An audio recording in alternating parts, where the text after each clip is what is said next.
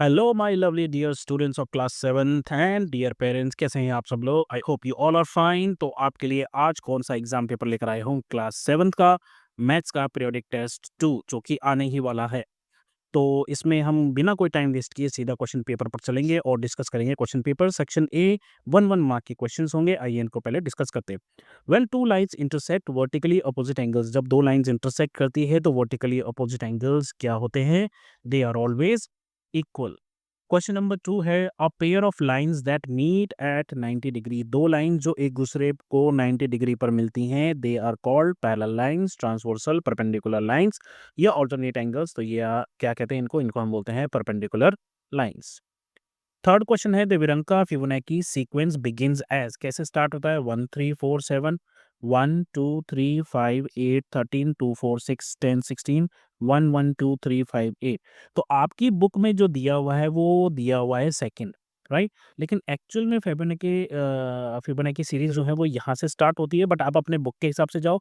उसमें क्या होता है, पहला नंबर फिर जो नेक्स्ट नंबर बनता है वो सम करके बनता है। फिर नेक्स्ट वाला नंबर जो है वो पिछले दोनों को प्लस करके बनता है, यानी 1 + 2 3, +2 + 3 5, 5 + 3 8, 8 + 5 13। इस तरीके से जो है विरंका फिबोनाची सीरीज बनती है। फोर्थ है interior angles on the same side of a transversal, अगर कोई दो पैरेलल लाइंस हैं और ट्रांसवर्सल है तो angles on the same side of transversal यानी कि ये दोनों एंगल्स क्या होंगे? इक्वल होंगे, add up to 90 degree, add up to 180 degree या फॉर्म नो रिलेशन, कोई रिश्ता नहीं है इनके बीच में। तो ये जो दोनों हैं मिलकर बनते हैं 180 डिग्रीज। फिफ्थ क्वेश्चन है which of the following expression always gives an odd number. तो अगर आप 2n को देखोगे तो 2n मतलब डबल हो रहा है किसी चीज़ का, डबल हर चीज़ का जो है इवन ही होता है। 4n भी डबल होगा, 6n भी डबल ही होगा, मतलब पॉजिटिव इवन ही होगा। केवल एक 2n+1 यानी कि 2n, अब आप n की वैल्यू कुछ भी रख लोगे, 2n क्या हो गया? इवन हो जाएगा। इवन में जब हम 1 प्लस करेंगे तो वो ऑड नंबर हो जाएगा। तो करेक्ट ऑप्शन है 2n+1। उसके बाद सीसीटी बेस्ड क्वेश्चन है दोस्तों एक, ये आपको क्या होगा जिसमें आपको आपके थिंकिंग के बेसिस पे यहाँ पर एक क्वेश्चन दिया हुआ है, इसको रीड करके समझ के और आपको फिर 5 एमसीक्यूज के जवाब देने होते हैं।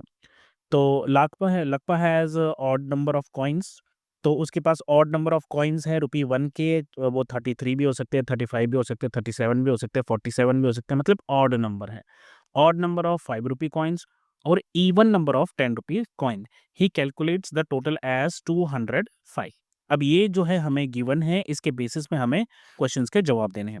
The value contributed bye 1 rupee coins even quantity will always be. अगर हमें ये पता करना है कि 1 रुपी कॉइन्स जो है वो उसकी वैल्यू क्या होगी अगर इवन क्वांटिटी है, मतलब अगर 4 जैसे एक इवन नंबर है, 4 1 रुपए के कॉइन कितने बनेंगे? ये बनेंगे 4, है ना? इसी तरीके से 21 रुपए के कॉइन कितने बनेंगे? ये बनेंगे 20। तो आप देखो यहाँ पर जो आपका आंसर आ रहा है ये 4 और 20 ये दोनों इवन नंबर हैं। तो उसका आंसर क्या होगा? ऑड होगा, इवन होगा, मल्टीपल ऑफ 10 होगा या कैन नॉट बी डिटरमिन्ड। तो इसका आंसर आएगा even. Adding to odd values, अगर ऑड और ऑड को आप प्लस करोगे तो आपको क्या मिलेगा ये आपको यहाँ पर बताना है। ऑड मिलेगा, इवन मिलेगा, एक प्राइम नंबर मिलेगा या मल्टीपल ऑफ 10 मिलेगा। तो ऑड प्लस ऑड, जैसे कि सपोज करो 3 + 5 आप करोगे तो आपको मिलेगा 8, और 8 जो है वो एक इवन नंबर है। सी है इसका based on parity the total of all three odd odd even. अब जो क्वेश्चन में हमें दिया हुआ है इसका टोटल क्या बनेगा? ऑड ऑड और इवन। तो हमें पता है कि ऑड प्लस ऑड, अभी हमने देखा ऑड प्लस ऑड जो है वो इवन होता है और इवन प्लस इवन जो है वो इवन ही होता है। तो यहाँ पर आपका आंसर आएगा इवन। बी है इवन प्लस इवन, क्या होता है? इवन प्लस इवन आपका हमेशा होगा इवन ही। तो यहाँ पर आपका सेकंड ऑप्शन करेक्ट है। The value contributed bye 5 rupee coins odd quantity. अब 5 रुपए के कॉइन्स हैं जो कि ऑड नंबर है, मतलब जैसे कि 7 है ना? तो 7 कॉइन्स हैं और वो 5 रुपए के कॉइन्स हैं, तो इसकी वैल्यू कितनी आएगी? इसकी वैल्यू आ जाएगी 35 रुपीज़। तो अब ये जो 35 है ये इवन है, ऑड है, डिविजिबल बाई 2 है या 0 है, तो इसका आंसर आएगा ऑड। उसके बाद यहाँ पर सेक्शन बी आ गए 2 मार्क्स वाले क्वेश्चन। आइए इनको एक-एक करके सॉल्व करते हैं। तो पहला क्वेश्चन है एंगल मार्क कीजिए। हमें बताना है ये जो आई है ये कितना डिग्री का होगा। अब आप देखिए कि ये वाली लाइन और ये वाली लाइन पैरेलल है एक दूसरे के, क्योंकि ये इनमें एरो में मार्क्ड कर रखा है। तो इसका मतलब है ये एंगल और ये एंगल जो है ये अल्टरनेट एंगल्स हो गए। तो आई की वैल्यू कितनी हो जाएगी 54 डिग्री। तो इसका आंसर आप कैसे लिखोगे? आप इसे बोल दोगे since the two line mark with arrow are parallel, ये सिंबल होता है पैरेलल का, ठीक है, parallel to each other, therefore angle I जो है वो 54 के बराबर है। और रीजन लिखना ना भूले कि ये अल्टरनेट एंगल्स है।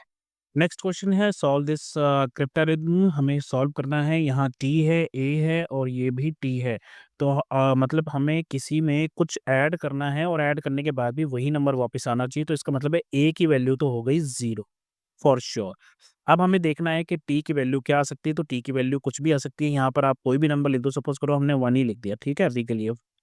तो ये टी भी जो है 1 हो जाएगा। तो इसका मतलब है ये 3 तो सॉल्व हो गए, टी ए टी, ठीक है। अब यहाँ पर हमें, क्योंकि टी की वैल्यू हमने ढूँढ ली है तो यहाँ पर टी आना चाहिए, और ए की वैल्यू हमने 0 ली है तो यहाँ पर 0 आना चाहिए, और यहाँ पर टी की वैल्यू 1 आनी चाहिए। तो अब हमें यहाँ ढूँढना है एक ऐसा नंबर जिसको अगर हम रखें तो ये डैश प्लस 1 10 हो जाए। तो यहाँ पर हम लिख सकते हैं 9। तो इस तरीके से क्या ये हो गया 1 + 0 1, 9 + 1 10, 101, ये हो गया सॉल्व आप पे। थर्ड क्वेश्चन है in the figure mark the parallel lines using the notation given above. जैसे सिंगल एरो और डबल एरो हमें दिखाना होता है। Mark the angle between perpendicular line with the square symbol. Okay, तो जैसे ये एक फिगर दे रखी है, इसमें आपको क्या करना है, आपको दिखाना है सिंगल एरो और डबल एरो से कि कौन सी लाइन किसके पैरेलल है। तो जैसे कि हमें दिख रहा है ये वाली लाइन और ये वाली लाइन पैरेलल दिख रही है हमें, तो हम इसको अ, एरो से दिखाएँगे, सिंगल एरो से। और ये वाली लाइन हमें पैरेलल दिखाई दे रही है इस वाली लाइन के, लेकिन यहाँ पर हम डबल एरो लगाएँगे, क्योंकि अगर हम सब जगह सिंगल एरो लगाएँगे तो ये वाली दोनों लाइन भी इसके पैरेलल हो जाएगी, लेकिन ये पैरेलल नहीं है। ये दोनों पैरेलल हैं और ये दोनों पैरेलल हैं। और जहाँ पर 90 डिग्री का एंगल है वहाँ हम इस तरीके से स्क्वायर बनाते हैं और दिखाते हैं कि ये वाला एंगल जो है 90 डिग्री का है। तो ये 5 जगह आपको यहाँ पर दिखाने थी। फोर्थ क्वेश्चन है what is the parity of the sum of the numbers from 1 to 100। तो अगर हम 1 से लेकर 100 तक सभी नंबर को प्लस करेंगे तो पैरिटी क्या आएगी? पॉजिटिव होगा, नेगेटिव होगा, इवन नंबर होगा, ऑड नंबर होगा, क्या होगा वो हमें यहाँ पर बताना है। तो देखिए अगर हम 1 से लेके 100 नंबर्स तक की बात करें तो उसमें 50 ऑड नंबर्स होते हैं, जैसे 1 3 5 7 9, और 50 ही इवन नंबर्स होते हैं, जैसे 2 4 6 8, राइट। तो 50 ऑड नंबर्स, इसका सम क्या होगा? हमें पता है कि 2 odd number, odd plus odd हमें पता है ये कितने होते हैं, ये हमेशा इवन होता है, ठीक है। तो ऐसे कितने हैं ऑड प्लस ऑड? 50 टाइम्स हैं।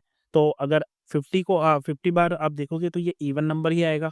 और 50 इवन नंबर्स यानी कि इवन प्लस इवन, ये भी हमेशा इवन ही होता है।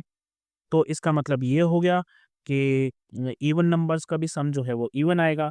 अब इसका भी इवन ही है, इसका भी इवन है, इन दोनों को भी प्लस करोगे, even plus even, even he बनेगा। तो पैरिटी आपकी जो आएगी वो आएगी इवन।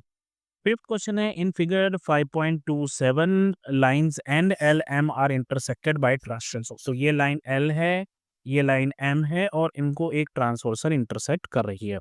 एंगल ए जो है वो 120 डिग्री दे रखा है और एफ जो है वो 70 दे रखा है। क्या ये दोनों लाइनें पैरेलल हैं? हमें बताना है। अच्छा, हमें पता है कि ए और जो बी है ये दोनों मिलकर 180 बनेंगे। क्यों बनेंगे 180? क्योंकि ये स्ट्रेट लाइन है। हमें उसने खुद बोला है कि ये जो लाइन है एल, ये एक लाइन है, तो लाइन तो हमेशा 180 डिग्री की ही होती है।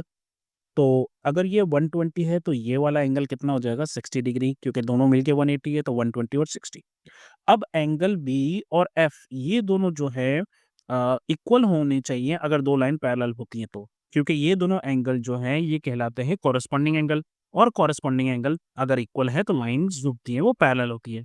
अब यहाँ बी कितना है? 60 डिग्री, और एफ कितना है? 70 डिग्री। तो ये दोनों बराबर नहीं है। अगर ये दोनों बराबर नहीं है तो इसका मतलब है लाइंस पैरेलल नहीं है।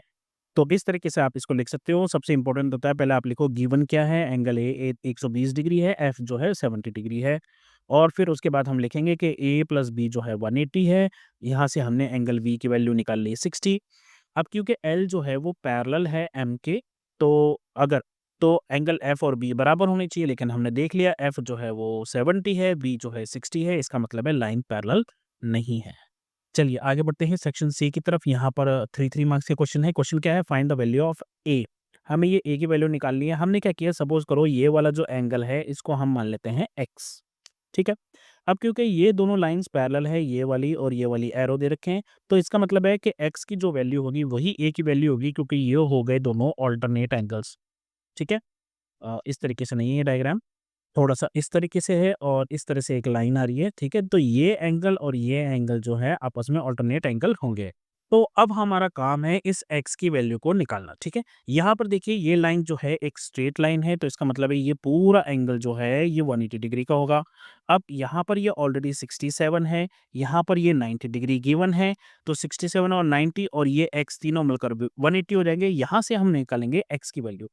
तो 90 और 67 मिलकर हो गए 157 डिग्रीज़। तो इसका मतलब है कि x की वैल्यू जो हो जाएगी वो हो जाएगी 23 डिग्रीज़, तभी ये मिलकर जो है 180 डिग्री बनेगा। तो जो वैल्यू x की होगी वही वैल्यू a की होगी, क्योंकि ये अल्टरनेट एंगल्स हैं। तो आप इसको इस तरह से लिख सकते हो, since the two parallel lines are marked by arrows we can say x और a जो है अल्टरनेट एंगल्स हैं। फिर हमने तीनों को प्लस कर लिया, 67 डिग्री, 90 डिग्री और x तीनों की वैल्यू कितनी हो जाएगी 180, कारण क्या है? Straight angle. यहाँ से हमने x की वैल्यू निकाल ली 23, तो जितना ही x होगा उतना ही a होगा, क्योंकि ये अल्टरनेट एंगल्स हमने ऑलरेडी प्रूव कर दी। Two consecutive numbers in Virahanka sequence are 987, यानी कि एक है 987 और उसका अगला जो नंबर है वो है 1597। ये 2 नंबर हैं इस सीक्वेंस के। हमें पूछा है कि नेक्स्ट के 2 कौन से होंगे ये बताओ, और इससे पिछले वाले 2 कौन से होंगे वो भी हमको बताना है। तो ये बहुत सिंपल है। नेक्स्ट वाला क्या होगा, जब आप इन दोनों को प्लस कर दोगे तो ये वैल्यू आ जाएगी, और जब आप इन दोनों को प्लस कर दोगे तो ये वाली वैल्यू आ जाएगी। इसी तरीके से इसके लिए आप इसमें से इसको माइनस करोगे तो ये वैल्यू आ जाएगी, और इसको इसमें से माइनस कर दोगे तो ये वाली वैल्यू आ जाएगी। क्योंकि ये नंबर किससे बना है? इन दोनों के प्लस करने से। ये कैसे बना है? इन दोनों के प्लस करने से। और मैं आपको करके दिखाता हूँ, लिख के दिखाता हूँ आंसर। तो जब आप इसको सॉल्व करोगे तो नेक्स्ट 2 नंबर आप इन दोनों को प्लस करोगे, तो इन दोनों को प्लस करके नेक्स्ट नंबर आएगा 2584, और उससे अगला नंबर जब आपको देखना है तो आप इसमें पिछले दोनों प्लस करोगे तो ये आ जाएगा आपका 4184, और पिछले अगर आपको बैकवर्ड जाना है तो आप माइनस करोगे, तो आपने 1597 में से 987 माइनस कर दिया, फिर जो 987 आया उसमें से आपने पिछले वाले को माइनस कर दिया, तो ये आपका 377 आ जाएगा, कुछ इस तरह से। तो जब आपने इन दोनों को प्लस किया तो यहाँ पर आ गई आपकी 2584, तो 2584 यहाँ आ गया, फिर आपने 1597 और 2584 को प्लस किया तो 4181 यहाँ पर आ जाएगा। इसी तरीके से आपने 1597 में से इसको माइनस किया तो आपका आंसर आ गया 610। फिर आपने क्या किया, 610 को इसमें से माइनस किया तो आपका आंसर आ गया 377। थर्ड क्वेश्चन है, in figure 5.34 A B is parallel to C D. तो ये ए बी जो है ये सी डी के पैरेलल है, और सी डी जो है वो ई एफ के पैरेलल है, यानी कि ये तीनों ही लाइंस एक दूसरे के पैरेलल है। E A is perpendicular to A B, और ई ए जो है ये परपेंडिकुलर है ए बी के ऊपर, 90 डिग्री का बना रही है। अब जो एंगल बी ई एफ है, ये वाला एंगल बी ई एफ, ये 55 दे रखा है, आपसे पूछा है एक्स की वैल्यू निकालो और वाई की वैल्यू निकालो। तो अगर आप ध्यान से देखोगे, जब भी कोई 2 पैरेलल लाइन्स होती हैं, तो ये जो एंगल्स हैं, इनको हम बोलते हैं को-इंटीरियर एंगल्स, या कुछ लोग इसको angles on the same side of transversal भी कहते हैं। और ये दोनों जो एंगल हैं, ये हमेशा 180 डिग्री के बराबर होते हैं। अभी हमने ऊपर एक एमसीक्यू भी किया है इससे रिलेटेड, राइट? तो इसका मतलब है कि 55 और y दोनों मिलकर 180 हो जाएगा।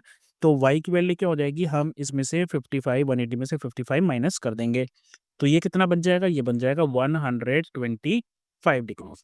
अब जितना y होगा उतना ही x होगा, क्योंकि हमने ये भी देखा है कि जब कोई इस तरीके से पैरेलल लाइन्स होती हैं और ट्रांसवर्सल होता है तो ये एंगल जो है कहलाते हैं कॉरेस्पॉन्डिंग एंगल्स, और ये बराबर होते हैं। तो y और x दोनों की वैल्यू हो जाएगी 125 डिग्रीज़। तो इसको इस तरह से लिख लीजिए, सिंस ई एफ जो है पैरेलल है सी डी के, तो 55 प्लस वाई 180 डिग्री हो जाएंगे। रीज़न हमने दे दिया, को इंटीरियर एंगल्स हैं, तो यहाँ से वाई की वैल्यू निकल गई 125। फिर हमने ए बी को सी डी के पैरेलल बताया और बोला कि एक्स और वाई जो है वो कॉरेस्पॉन्डिंग एंगल्स हैं, तो इसका मतलब है एक्स भी जो है वो 125 डिग्री के बराबर हो गया। तो एक मैजिक स्क्वायर क्रिएट करना है जिसका मैजिक सम 60 है, यानी कि सभी तरफ से 60-60 होना चाहिए। तो मैंने आपको बता रखा है, ये कई बार बताया है, इसका सबसे सिंपल तरीका यही है, क्योंकि ये 3/3 है तो आप 60 को 3 से डिवाइड कर दो। तो यहाँ पर आपका आंसर आ जाएगा 20, राइट? तो इसका मतलब है आपका सेंटर नंबर जो है वो हो गया 20। अब मैंने आपको क्या बताया था कि इस तरीके से चलना होता है, हमें एन बनाते हुए चलना होता है। तो यहाँ पर हम 1 कम करते जाएँगे और यहाँ 1 बढ़ाते जाएँगे। तो 20 से कम 19 और उससे कम एक 18, तो ये 18 और 19 यहाँ पर हो गए। इसके अलावा मैंने कहा था आपको हम इस तरफ बढ़ते हैं, इस तरफ हम +1 करते हुए चलते हैं और इस तरफ हम -1। तो +1 करेंगे तो 20 और 1 21 और उससे नीचे आएँगे तो ये हो जाएगा 22। तो अब 9 में से 5 तो आपने ऑलरेडी भर लिए। फिर बचता है क्या है हमारे पास? हमें 60 बनाना है। तो यहाँ पर देखो 20, 20, 20, 60 होता। अब यहाँ पर ऑलरेडी 3 है, तो यहाँ पर आप लिखोगे 17। तो 17 और 3 भी 20 हो जाएगा। इसी तरीके से यहाँ पर आपने 3 कम किए हैं, तो यहाँ पर आप 3 ज़्यादा कर दो, तो ये हो जाएगा 23, ठीक है? उसके बाद यहाँ पर आप देखो तो 20, 20, 20 हो जाता तो सीधा 60 हो जाता, तो लेकिन यहाँ पर 3 और 1 ज़्यादा है, यानी कि 4 ज़्यादा है, तो यहाँ पर 4 कम कर दो, यानी कि यहाँ हो जाएगा 16 और यहाँ पर 4 ज़्यादा कर दो, तो ये हो जाएगा 24। ये हो गया आपका मैजिक स्क्वायर जिसका सम है 60।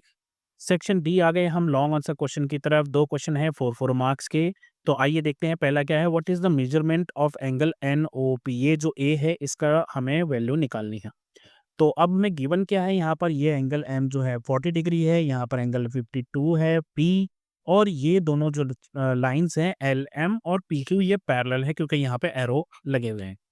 तो अब हमें इसमें यहाँ पर कुछ कंस्ट्रक्शन करना पड़ेगा, कुछ बनाना पड़ेगा। हम क्या करेंगे, यहाँ से एन से एक लाइन बनाएँगे जो कि पैरेलल होगी एलएम के, और यहाँ से एक लाइन ड्रॉ करेंगे जो लाइन पैरेलल होगी पीक्यू के। तो अब ये चारों लाइन आपस में एक-दूसरे के पैरेलल होगी। तो पैरेलल होने के बाद ये कैसे दिखेगी? कुछ इस तरह से।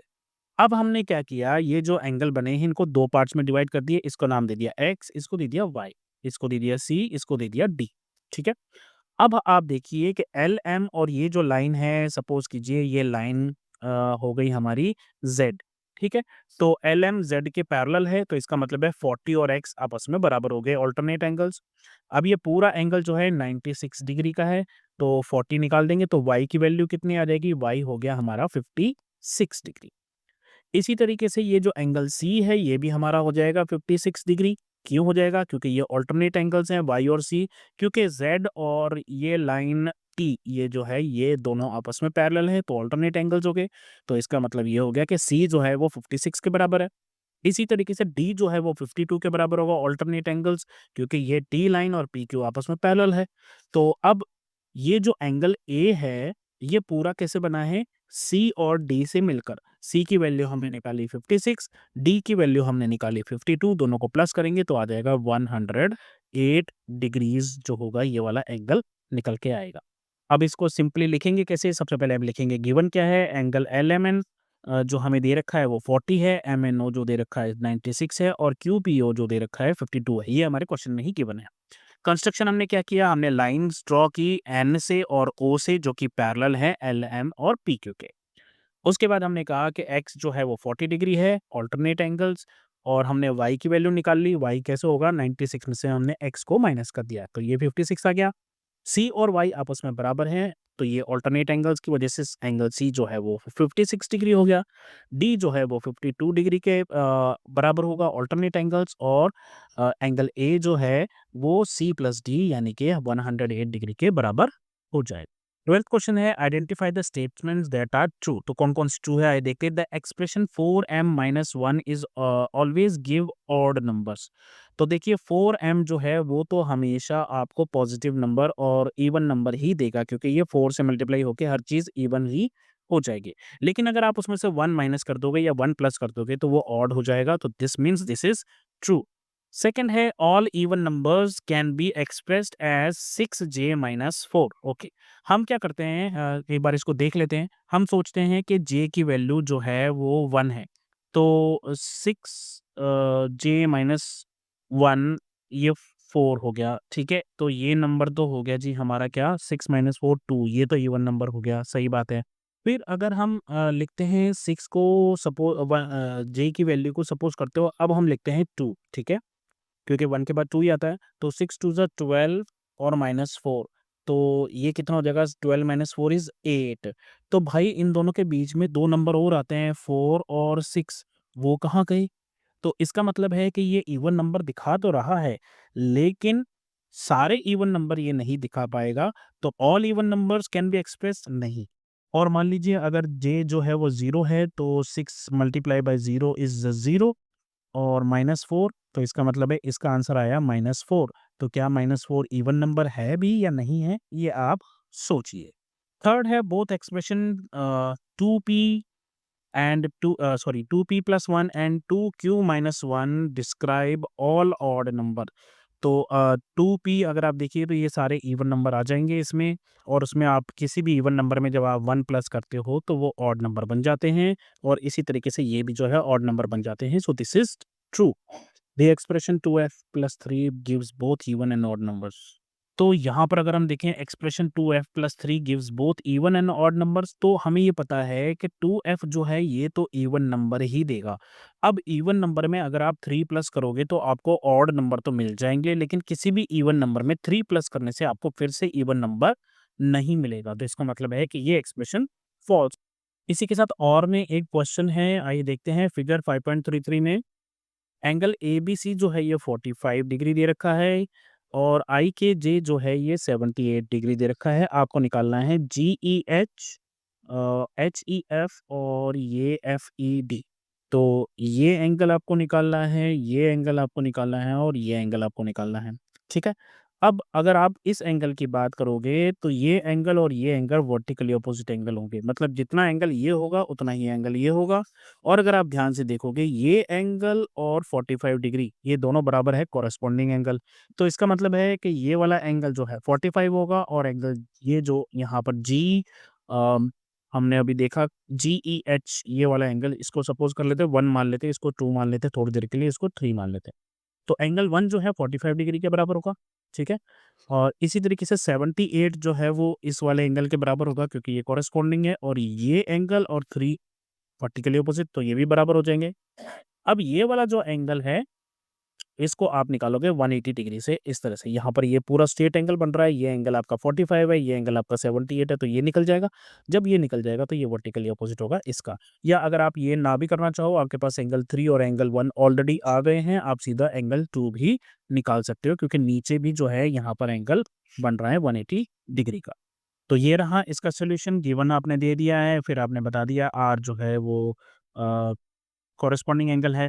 इस तरह से आप यहाँ पर एंगल्स के नाम दे दीजिए X, Y, Z, P, Q, R, तो आपको आसानी हो जाएगी। अब 78 जो है वो पी के बराबर है, पी जो है वो ज़ेड के बराबर है। 45 जो है वो आर के बराबर है, आर जो है वो एक्स के बराबर है। और क्यू की वैल्यू हम निकाल लेंगे पी क्यू आर से, और क्यू जो है वो वाई के बराबर है, वर्टिकली अपोजिट एंगल्स। तो ये सारे इंपॉर्टेंट क्वेश्चंस यहाँ पर कवर हो चुके हैं। एक आधा कोई रह गया हो तो आप मुझे कमेंट बॉक्स में ज़रूर बताइएगा। तो अभी के लिए बस इतना ही। अपना ध्यान रखें, मम्मी-पापा का कहना मानें, और जब भी कोई प्रॉब्लम हो तो नॉक कीजिए और बोलिए हेलो अध्यापक। Take care, bye bye, have fun, all the very best for your exams.